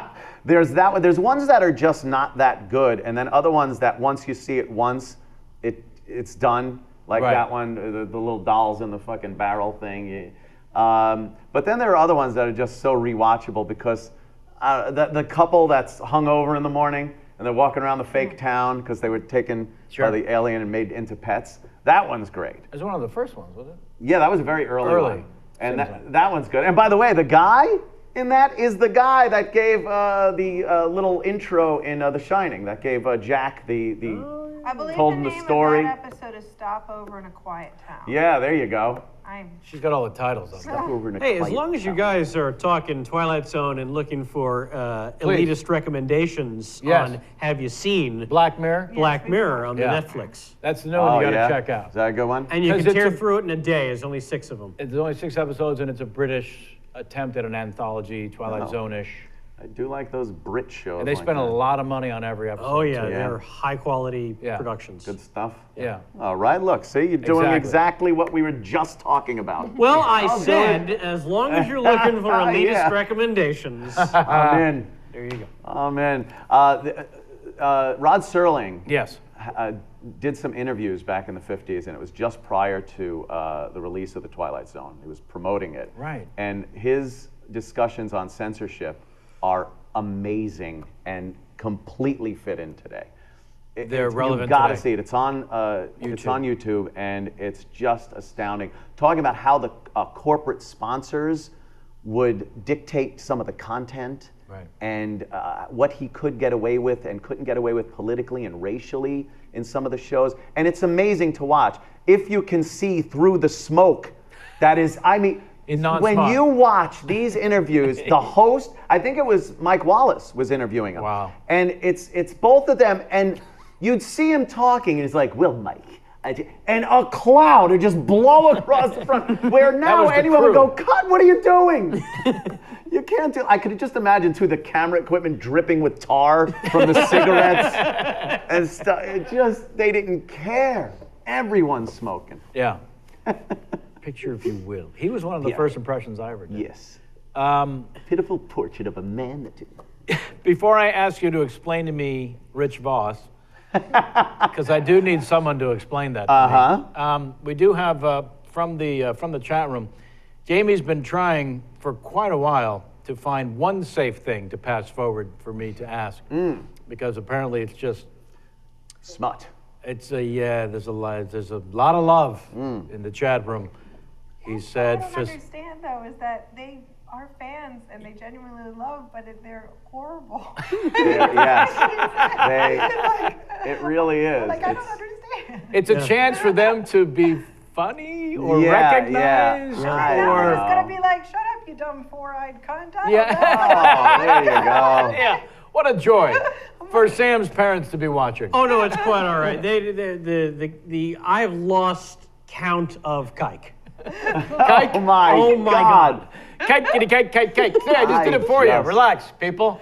Nobody gives a shit. God. Your words cannot cause any harm. All right, so there's a thing we do where the questions are designed by the audience for you in rapid fire. 5 questions. It's called a Tweet 5. Wow. Tweet 5. There's a graphic playing right now of Dave Keckner singing Tweet 5. So I'll give that a moment to play out. Thumbs up. So these are 5 questions, Coke or Pepsi answers, right? This or that, designed specifically for you. Ready? This is from the Ace Hunter. Beavis or Jimmy? Jimmy. Guns or booze? Guns. Jaws or Full Metal Jacket? A Full Metal Jacket. Spaghetti on the Wall or Dreamweaver Story? Dreamweaver. Black from the Compound or Guilty by Association? Black from the Compound. See, these are obviously fans. You got 4 out of 5, by the way. Oh, I did. Let's try it again. We've got one more for you. All right. This one from AR-15. So AR-15. come on. No. Oh, this is. Oh. There's more information there. My window's not wide enough. Okay, here we go. This is from J-Mac. The first one is Desert Eagle or AR-15. Oh, AR-15. Red wine or Guinness? Red wine. Call of Duty or Battlefield? Call of Duty. Steak or lobster? Both? No? Surf and turf. Both is the correct. It is. Is the correct. Little surf and turf. The real Slavo, Iraq or Roland? Slavo. See? Slavo. I was just chatting with Iraq on his show on Friday. Yes, I saw that. Oh yeah, Jamie is vying for being West Coast consumer. We were trying to get the franchise. Right. On the West Coast On the consumer. consumer. Well, Iraq and I are buddies. Yeah, that's right on the Instagram. On the Instagram, Oh, nice. because Yeah. we're big Simpson nerds, so we're buddies. Also, it's a little confounding as much as I like Roland and Iraq. Roland being the larger of the two, that Iraq got tagged with Slavo. Yes. Yeah, I don't know how that happened. Roland always kind of somehow, I don't know how, but slipped under the radar. That must be an impression you do after all these years. Oh, well, it's just this one, guys. I would sit there and not know what he said. I want to pitch a few guests. Oh, pitch some guests. Good. Did you see the movie The Carnage Ring with the guest? And I'm like, wait, what? Did he speak? Did he say anything there? I don't like, what? I got to the point where I would start repeating to him what I thought he said. And it's like, gibberish. Tomorrow we're gonna have a guest on the show. It's the Reba Bop. And the Reba Bop is coming in? Did you say the Reba Bop? And he'd be like mad at me. What's the Reba Bop? I go, I don't know. You said it. No, you said. You said. You fucking Jew motherfucker, you. What was this, by the way? 15? What happens in 15? It's 2 o'clock? Okay. I like to go ahead and call things. You Jew motherfucker, you. Oh, fantastic. I, for years, did Pesci and then realized I wasn't doing him properly. He needs to sound like a cartoon character. Yeah. Isn't that odd? Yeah. It got way the fuck up here. Like it's almost a cartoon. Yeah, no, it is. It's like every line he should be like, You hear a girl? You hear a fucking girl? You hear a girl, Frankie? There's always certain phrases or cryptic words or part of sentences that I find key into any impression. Getting away from the opposite of the one-word impression that, like, I struggled with just an okay Schwarzenegger until Mars Callahan gave me the phrase, which is, there's a boom in there. It's so simple. yes. There's a bomb in there. There's a boom in there.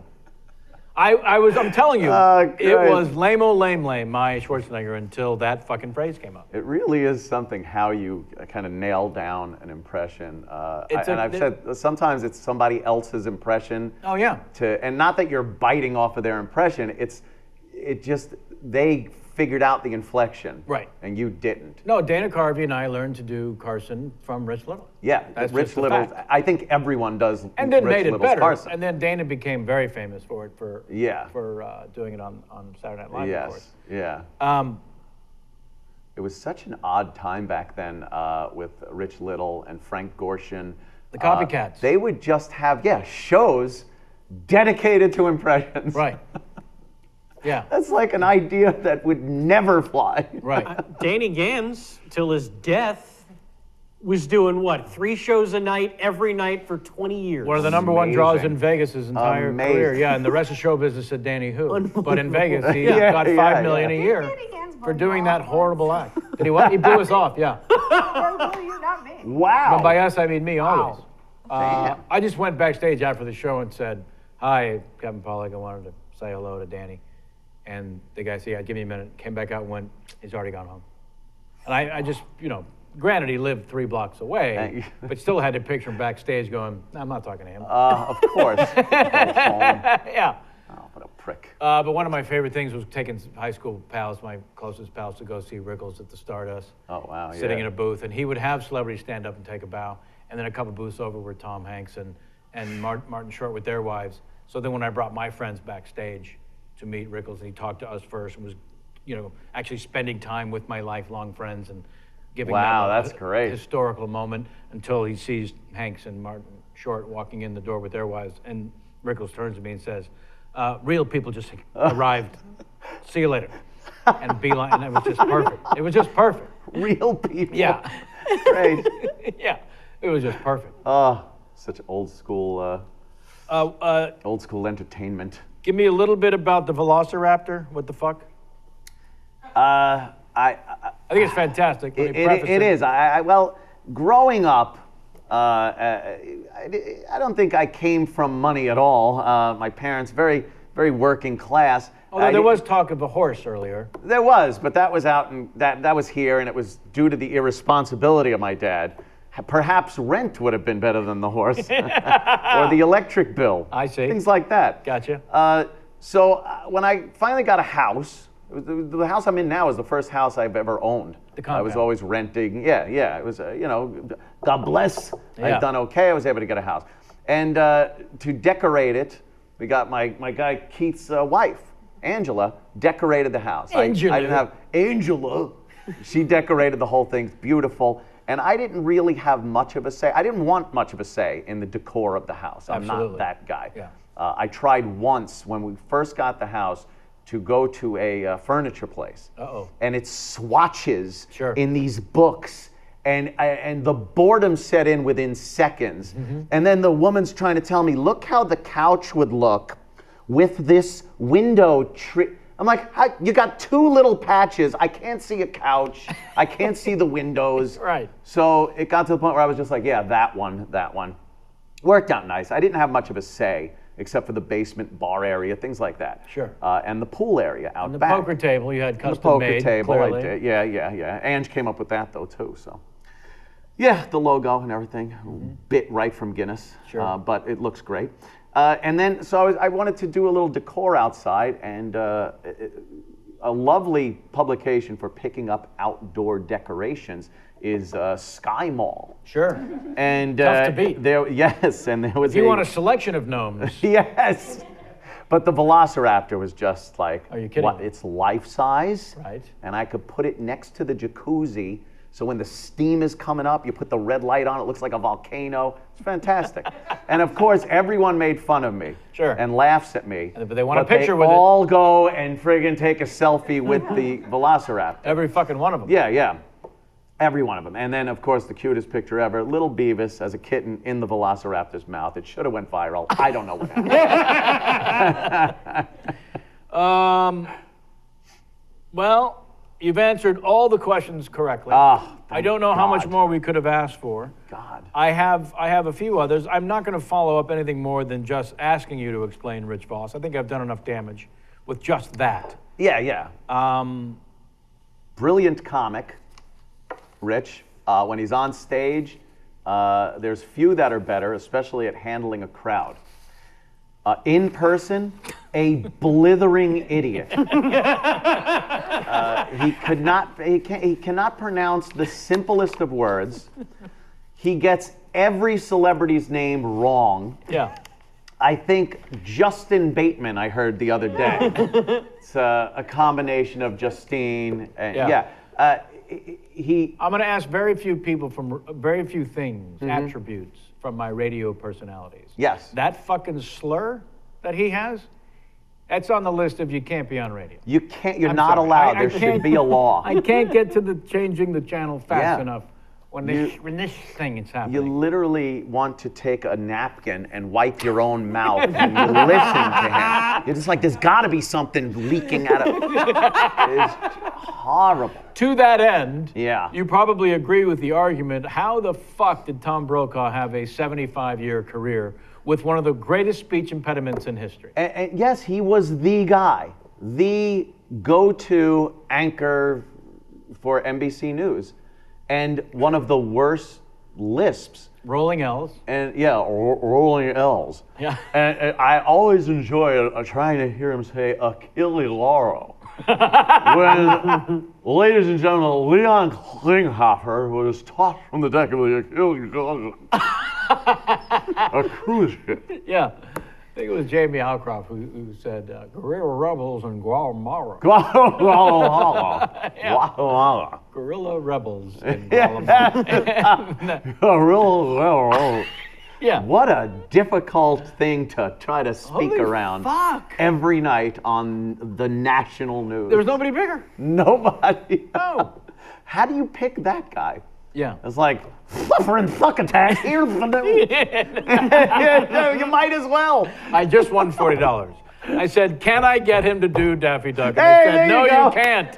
You said the secret word. There it is. Yeah, That's it's same as you Sylvester can the wait. cat. Sylvester the cat. Suffering fuckattack. Oh, yeah. Yeah, that's right. But it does, it is both of them kind of did the same thing. Wham it, Cleveland. You know, that whole thing. Yeah.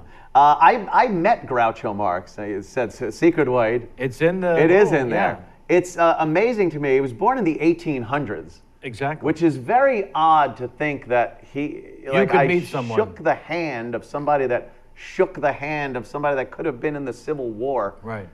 With one removed. And, I take a lot of heat for my age. Sure. But, not that fucking old. It shouldn't be. What were the auspices of this meeting? It was called A Day at the Races. I've heard enough. And yes, I've heard enough. And it was out here in California with my dad, and it was a quarter horse race that was going on. Again, with the horses and dad. Yes, always the horses. And it was a charity event. And Hollywood Park, Santa Anita? I think it was Hollywood Park. Okay. And Artie Johnson was there from Laugh-In, and Diane Carroll was there. It was like a star-studded thing back in the 70s. Fantastic. And they wheeled Groucho Marx over, and they were just hanging out. It wasn't like they were separate from the people that were there. So I was just strolling around as a young child. I think I was probably 12 at the time, maybe, before the Buzz incident. I was very excited to see Groucho. And Groucho signed an autograph for me, and the handshake wasn't fair. He looked like, I think he died a couple of months later. But that usually gets people like, you met Groucho Marx? How fucking old are you? Yeah. I didn't meet this Groucho. How you doing? He was pretty much mummified in a wheelchair. I had dinner with Groucho. We have dinner with him tonight. But that probably is like the greatest like celebrity sighting yeah. I've had. You can't really get better than that as far as history goes. Awesome. Amazing, and thank you.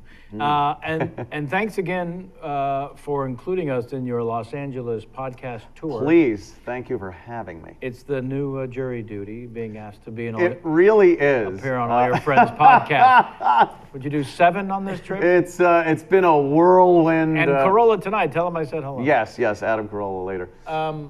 Now, I threatened you with the Larry King game. Shall I explain the rules of the Explain the rules. Okay. Go ahead. I want a bad Larry King impression. You do a good one, so you're off the hook. But normally I like a bad one. I'll try to. So do whatever one you want. Yeah. And it's that moment where Larry would, right before he went to the phones, he'd look into the camera and share something about his thoughts or himself, a Larry King-ism that no one fucking cared about. And he would just, Oreos are the best damn cookie, and then go to the city, whatever it is. So that's the moment that is fun to play with friends around the pool at the compound. I'm telling you. Right. Pass it around the pool. But here at the game, here at the show, we play this game at the end. You'll look into your camera when you're ready.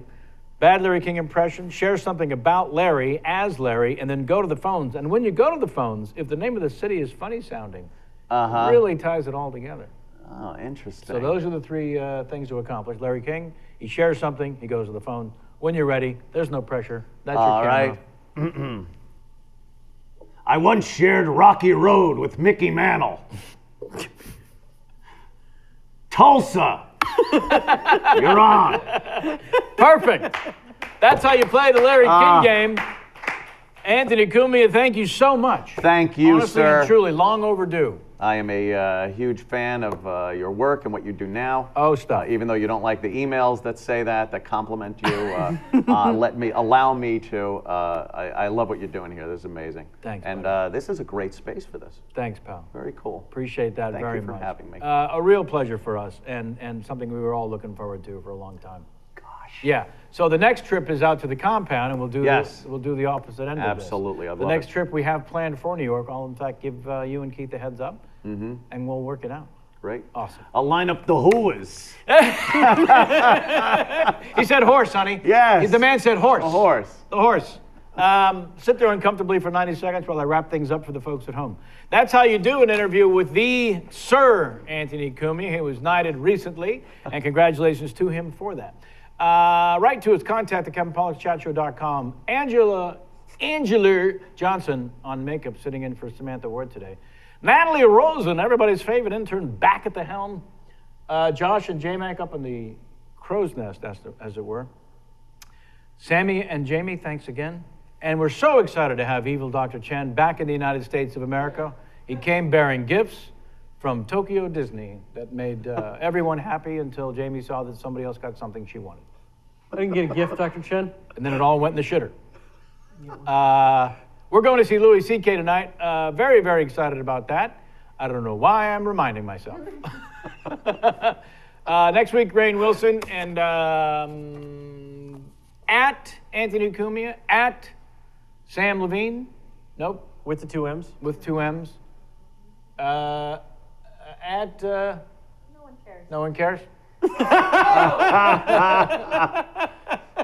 Negrin, Jason_McIntyre. At Jason_McIntyre, at Josh Negrin. And, yeah, I guess that's it. Way to really sell those plugs, Kev. Yeah. I always forget something. You got it. You covered everything. We'll see everyone next week. Let it go? There you go. All right. Then until next time, and as always, get out of my face.